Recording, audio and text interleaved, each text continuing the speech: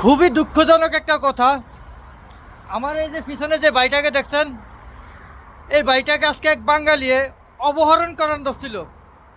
সত্যি কথা যদি না হয়, বিশ্বাস যদি না করেন, তাহলে জিজ্ঞেস করেন ভাই কিছু ঘটছে আপনার সাথে। জি, আমার সাথে ঘটছে।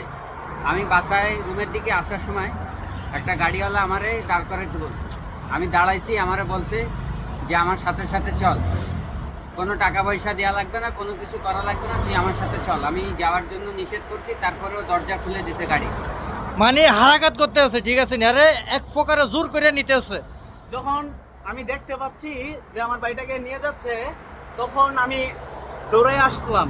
আমাদেরকে দেখে ওই গাড়ি যদি চলে যায়, আমরা আর ধরতে পারি নাই। মানে এক পর্যায়ে সেই লোকটা বাইরে মানে দৌড়াদৌড়ি গেছে গা, গাড়ি একদম টান দিয়ে গেছে গা। যখন দেখছে যে ওই লোকটা হেঁটে হেঁটে যাইতেছে রুমের মধ্যে, আমগো কাছে সাইকেল আছে, আমরা সাইকেল দিয়ে যাই। ওই লোকটার পায়ের মধ্যে সমস্যার কারণে লোকটা সবসময় হাইটা যায়। ওই লোকটা হাইটা যায়, ওই লোকটারে অপহরণ করেন ধরছিল। আমরা ফিসের থেকে যাইয়া যদি না যাইতাম, তাহলে লোকটারে ফার্ম ভর্তি দিয়া নিয়ে গেছিল। আল্লাহ মালিক, বাঁচানোর মালিক আল্লাহ। তো আমাদের ভাই এই ভিডিওটা দর্শক, করার ভাই মাসুদ ভাই, দর্শকদের উদ্দেশ্যে মানে যেমন প্রবাসীরা সাবধানে থাকে কিছু বলেন।